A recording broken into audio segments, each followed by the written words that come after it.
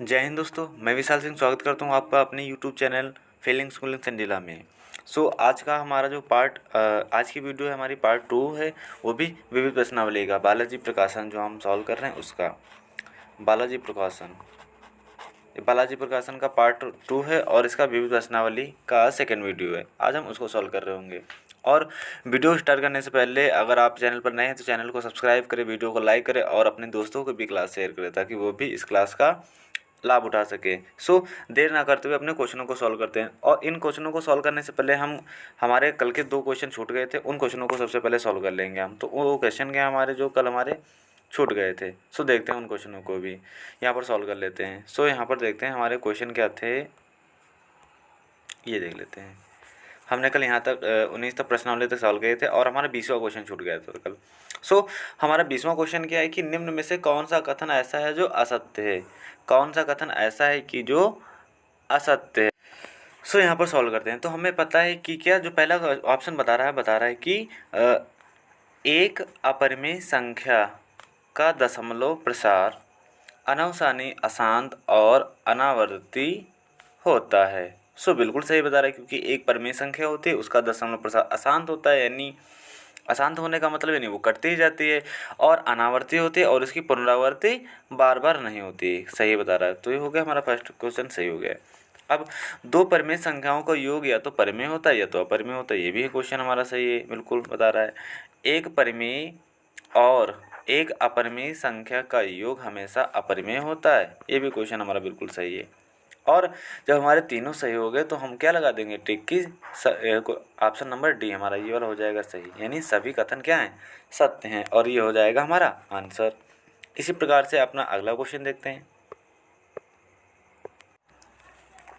जो हमारा next question है क्वेश्चन नंबर 21, इसको देख लेते हैं कि निम्न में परिमेय संख्या है। हमें पता है कि पाई क्या है, एक अपरिमेय संख्या है, अपरिमेय संख्या है। और जहाँ पर √2 भी क्या है, एक अपरिमेय संख्या है। और जीरो क्या है हमारी, जीरो एक हमारी क्या है, परिमेय संख्या है। और यहाँ पर परिमेय संख्या बताने के लिए बोल रहा था, जीरो क्या है हमारी परिमेय संख्या है, तो टिक लगा देंगे हम जीरो पर। क्वेश्चन नंबर 23 हमारा बता रहा है कि √3 और √11 के बीच की एक अपरिमेय संख्या ज्ञात कीजिए, ये बता रहा है क्वेश्चन हमसे। करना क्या होगा, सबसे पहले अब यहाँ पर √3 दिया गया तो लिखेंगे √3, हम √3 लिख दिया, और यहाँ पर लिख देंगे हम आगे √11 लिख देंगे। अब हमें पता है कि √3 और √11 के बीच में कितनी कौन कौन सी संख्या आ सकती हैं, तो कौन कौन सी संख्या इनके बीच में आ सकती हैं, तो इनके बीच की संख्या √4 भी हो गई, इनके बीच की संख्या √5 भी हो गई, और इनके बीच की संख्या √6 भी हो गई, √7 भी हो जाएगी, इसी प्रकार से, और √8 भी हो जाएगी, √9 भी हो जाएगी, और √10 भी हो जाएगी। ये हो गई इनके बीच की परिमेय संख्या होंगी। अब हमें इनके बीच की एक परिमेय संख्या बताया है ना, तो परिमेय संख्या क्या होती है, परिमेय संख्या वे संख्या होते हैं जो क्या होती हैं, पूर्ण वर्गमूल होती हैं। तो इनमें देखो वर्गमूल क्या है, एक तो हमारी 4 है इनके बीच में और एक 9 है। तो इनके बीच की एक संख्या बतानी है, या तो फिर हम √4 लिख दें, यानी √4 का मतलब क्या होता है, +-2 यानी 2। ये क्या हो गया, इनके बीच की एक परिमेय संख्या हो गई। इनके बीच की एक क्या है, परिमेय संख्या है, यानी √3 और √11 के बीच की एक परिमेय संख्या है +-2। ये हो गई हमारी। अब अपना नेक्स्ट क्वेश्चन क्या बता रहा है, क्वेश्चन नंबर हमारा 24, इसकी तरफ चलते हैं कि संख्या √5 का दशमलव प्रसार होगा। तो इसका दशमलव प्रसार निकाल लेते हैं, क्या दिक्कत है, हमें भाग द्वारा इसका दशमलव प्रसार निकाल लेते हैं। यहाँ पर सॉल्व करते हैं। यहाँ पर संख्या हमारी 5 दी गई तो 5 यहाँ पर लिखेंगे। अब 2 बार जाएगा, 2 दूना 4 होगा, यहाँ पर भी प्लस का 2 करेंगे। अब क्या होगा, यहाँ पर करेंगे 2 बार तो हो जाएगा 2 दूना 4 हो जाएगा, कितना आ गया हमारा 4 आ गया, यहाँ पर आ गया 4, 1 बचा। अब यहाँ पर दशमलव लगाएंगे तो क्या पूरे पर पेयर बढ़ता है, तो एक पेयर यहाँ पर आ गया, तो 2 दूना हो गया हमारा 4, एक ही बार जाएगा तो एक बार गया, 2 बार चला जाएगा, क्यों 2 बार चला जाएगा ना, हाँ 2 बार चला जाएगा। यहाँ पर 2 बार ले जाएंगे और यहाँ पर भी हमें 2 बार ले जाना पड़ेगा। यहाँ पर भी 2 बार ले गए, जब 2 बार ले गए ना, अब प्लस यहाँ पर भी 4 करना पड़ेगा, 4 कर दिया। अब 42 दूना कितना होता है, 2 चक्कू, यानी 2 दूना 4 हो गया और 2 चक्कू 8 हो गया। अब यहाँ पर हमारा बचा कितना है, बचेगा हमारा यहाँ पर 16 बचेगा। इसको यहाँ से करते हैं, अब बचा हमारा कितना 16 बचा था। अब 16 को उतार लेते हैं, तो ये हमारा क्या होता है 16 तो उतार लिया ऐसे ही। अब यहाँ पर दशमलव लगा है तो एक संख्या का पूरा पूरा पेड़ आ जाएगा। क्या आ जाएगा? संख्या का पूरा पूरा पेड़ आ जाएगा। और यहाँ पर कितना आ गया? 42 में 2 जोड़ेंगे आ जाएगा हमारा 44। कितना आ जाएगा? 44। ये आ गया 44। अब यहाँ पर कितनी बार ले जाए? 4 बार ले जाएंगे। 4 चौक 16 यानी ज़्यादा हो जाएगा। कितनी बार ले जाएंगे? लगभग 3 बार ले जाएंगे। तो 3 बार ले गए हम। जब 3 बार ले गए तब 3 बार यहाँ पर भी प्लस का 3 करना पड़ेगा। यहाँ पर कर दिया तो 3 3 9 हो गया, 4 3 12 का 2 हासिल मिला 1, 4 3 12 और 1 हासिल हो गया 13। 10 में से 9 गया 1 बचा, 9 में से 2 गया 7 बचा और यहाँ पर बचा 5, 5 में से 3 गया 2 बचा और 1 से 1 पूरा पूरा कट गया। अब यहाँ पर कितना हो गया? अब यहाँ पर कितनी बार ले गए थे? 3 बार ले गए थे ना, तो इसको अगर ऐसे ही छोड़ दें हम तब भी कोई दिक्कत नहीं।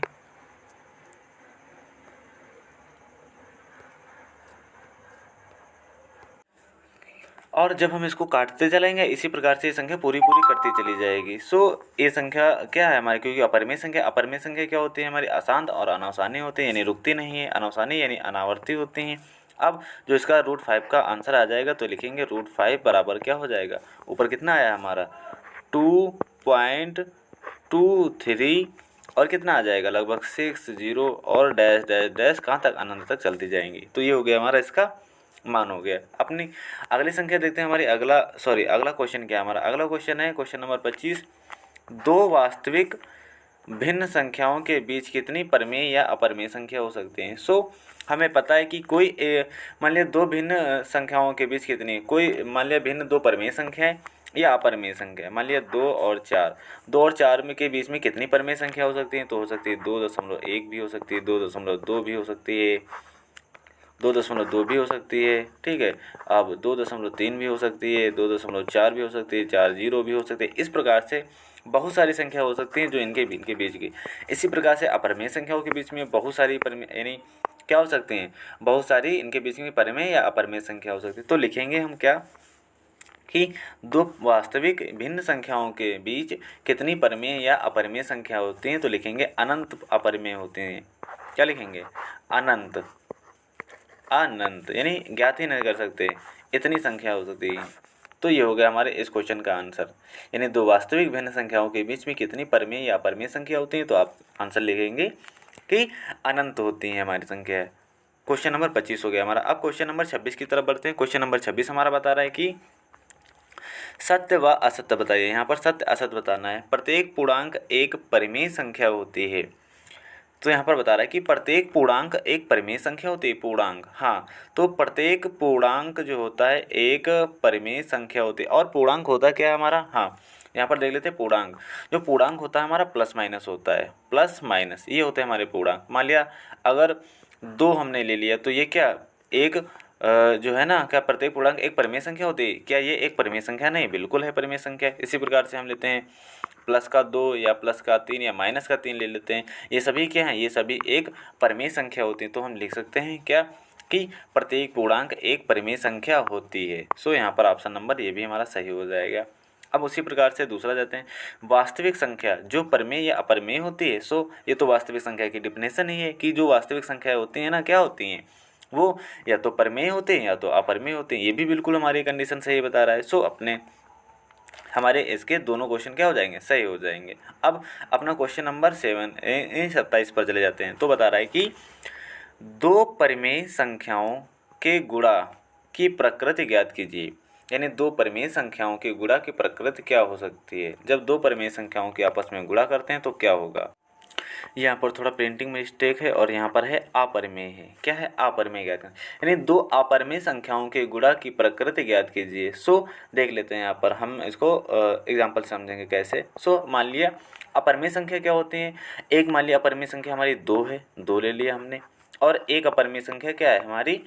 3 है। अब जब इनकी गुणा करेंगे तो आ जाएगा √6 और √6 भी क्या है? एक अपरिमेय संख्या है। अपरिमेय संख्या है। क्या है? एक अपरिमेय संख्या है। इसी प्रकार से अगर हम आगे और सॉल्व करते हैं, देख लेते हैं। यानी अगर फिर से हमने √3 ले लिया और गुणे √3, यानी दोनों अपरिमेय संख्या है और दोनों अपरिमेय संख्याओं को सॉल्व किया, आ गया हमारा √9। और √9 का मान होता है प्लस माइनस क्या? Plus minus 3। और ये क्या आ गई? ये तो एक परिमेय संख्या आ गई। क्या आ गई? ये तो एक परिमेय संख्या आ गई। सो हम कह सकते हैं कि दो अपरिमेय संख्याओं की गुणा की प्रकृति या तो परिमेय हो सकती है, क्या लिखेंगे, या तो परिमेय या अपरिमेय, या तो परिमेय या तो परिमेय या तो अपरिमेय, कुछ भी हो सकता है, या तो परिमेय या तो अपरिमेय। ये हो जाएगा अपरिमेय, सही से लिख देंगे यहाँ पर हम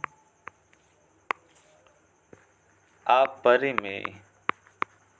तो ये भी क्वेश्चन आप लोगों को बहुत अच्छी तरीके से समझ में आया होगा। अगर यार वीडियो अगर अच्छी लग रही हो तो वीडियो को लाइक करें और चैनल को सब्सक्राइब करें। आप पहली बार वीडियो को देख रहे हैं। सो अपना अगला क्वेश्चन देखते हैं हम। अगला क्वेश्चन हमारा क्या है, यहाँ पर देख लेते हैं। Question number 28। क्वेश्चन नंबर 28 हमारा क्या कह रहा है,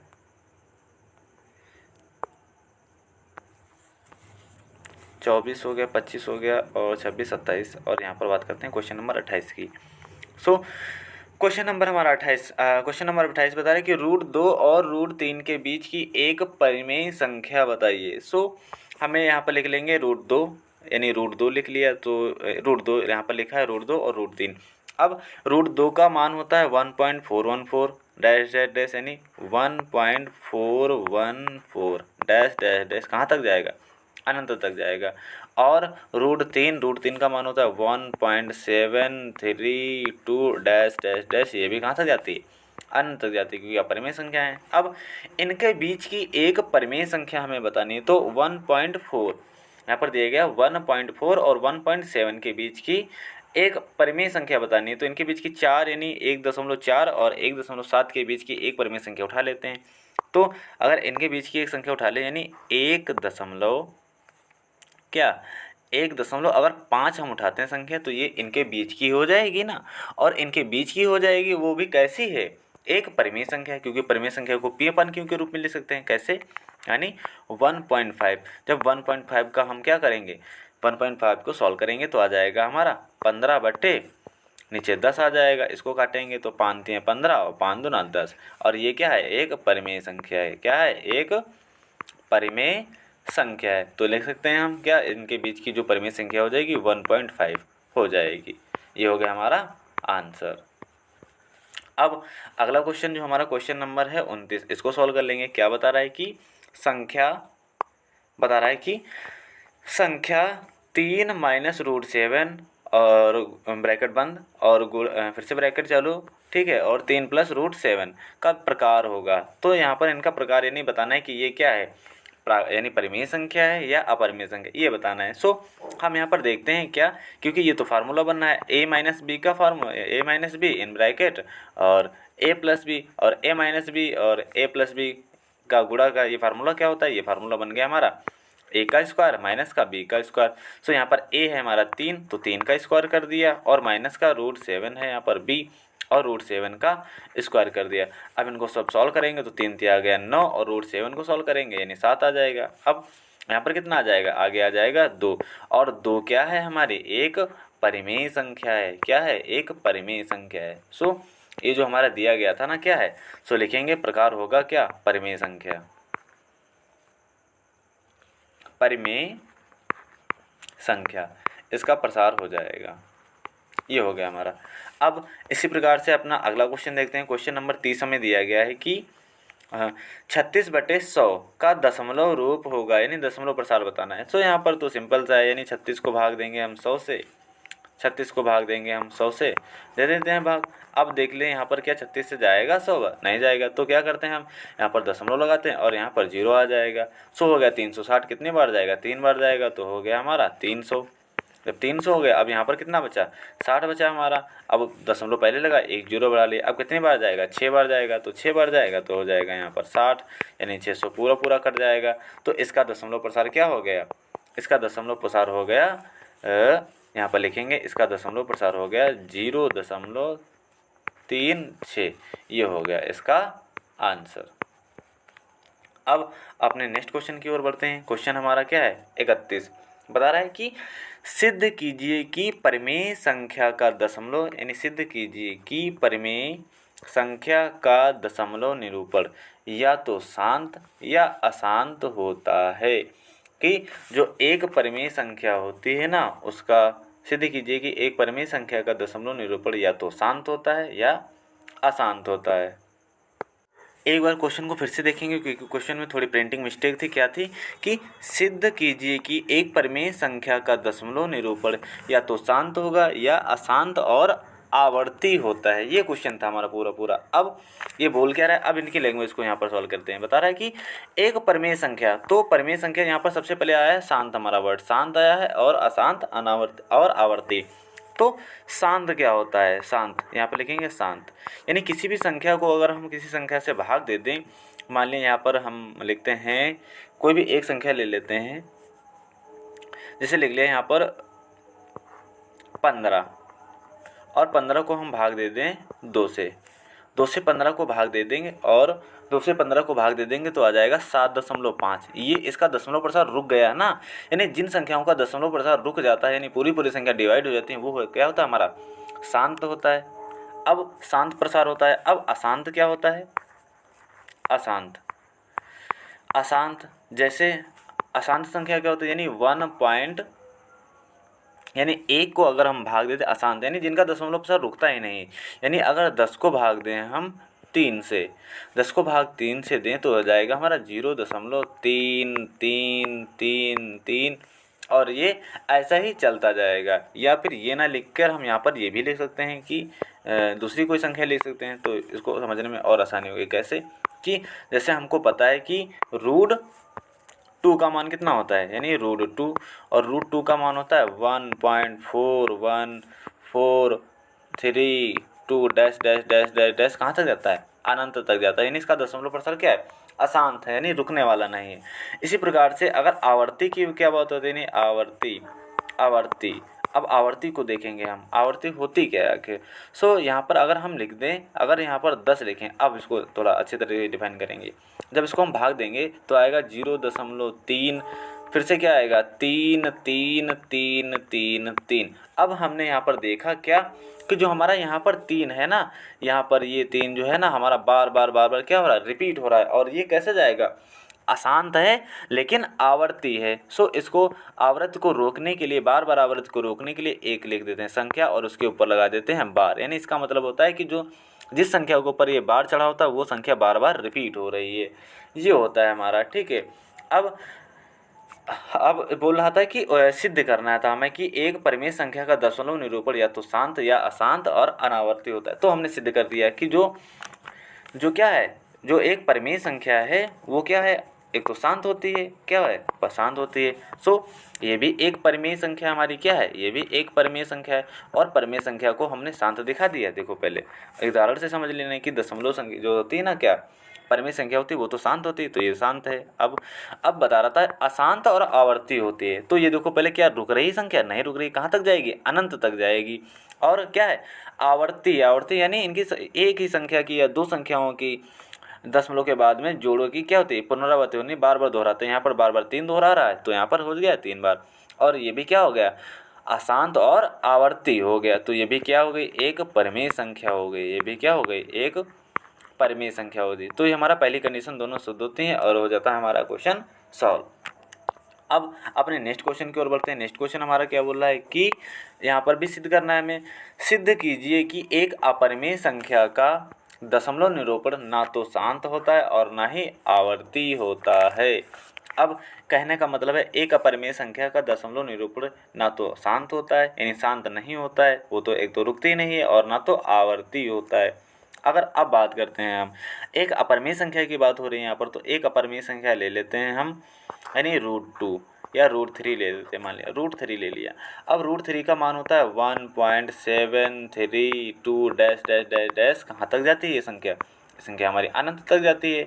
और क्या होता है कि जो दशमलव का प्रसार होता है वो अनावर्ती होता है, यानी आवर्ती नहीं होता है। कहने का मतलब है ये तो हमारी अशांत होती है, क्या होती है, शांत निरूपण ना तो शांत होता है, यानी अशांत है हमारी, क्या है, ये तो हो गई हमारी अशांत। अब अनावर्ती यानी शांत नहीं है, अनावर्ती का मतलब क्या होता है, अनावर्ती का मतलब होता है किसी भी संख्या, अगर ये एक अपरिमेय संख्या है तो इनके बीच में कोई ऐसी संख्याओं के जोड़े नहीं बनेंगे जो क्या हो, बार बार रिपीट हो। जैसे वहाँ पर क्या बना था, आवर्ती में बात करें अगर हम, यानी 0.333 संख्या यानी बार बार रिपीट हो रही थी। यहाँ पर क्या होता है, संख्याएं रिपीट नहीं होती हैं, संख्याओं यानी रिपीट नहीं होगी कोई संख्या, तो इनके बीच की क्या होते हैं, अशांत यानी अनावर्ती, यानी कुछ भी लिख सकते हैं। मान लिया लिख दें इनके बीच की, तो आगे लिख दें यानी 1.21, या फिर क्या हो जाएगा 2112, फिर क्या हो जाएगा 2 तो आ ही गया हमारा, फिर से क्या आ जाएगा 3 बार, 3 बार आ जाएगा 1, और यहाँ पर कितनी बार आ जाएगा, और यहाँ पर 2 आ जाएगा। इसी प्रकार से डैश कहाँ तक चलती जाती हैं, अनंत तक चली जाती हैं। तो हमने देखा क्या कि √3 क्या है, एक अपरिमेय संख्या है, और अपरिमेय संख्या क्या है, अशांत होती है। तो ये तो हमारी कंडीशन सही हो गई, यानी ये एक क्या है, अपरिमेय संख्या है। ठीक है, पहली कंडीशन हमारी सेटिस्फाइड होती है। अब अपनी दूसरी कंडीशन की ओर बढ़ते हैं। अब बता रहा है कि अनावर्ती होती हैं, तो यहाँ पर देखो क्या कोई ऐसा जोड़ा है जो बार बार रिपीट हो रहा है, क्योंकि यहाँ पर 21 है, फिर यहाँ पर कितना 21, यहाँ पर 12, तो यहाँ पर क्या देखते हैं कि संख्या का जोड़ा रिपीट नहीं हो रहा है, इसलिए ये क्या हो जाएगी, अनावर्ती हो जाएगी। जो जोड़े रिपीट हों वो आवर्ती, और जो जोड़े ना रिपीट हों वो क्या हो, अनावर्ती। तो ये भी कंडीशन हमारी सही होगी, और ये भी क्या है, एक अपरिमेय संख्या है, अपरिमेय संख्या है। सो हमारा दोनों कंडीशन सेटिस्फाइड होती हैं, और ये भी क्वेश्चन हो जाता है हमारा सॉल्व। अब बढ़ते हैं अपने नेक्स्ट क्वेश्चन पर।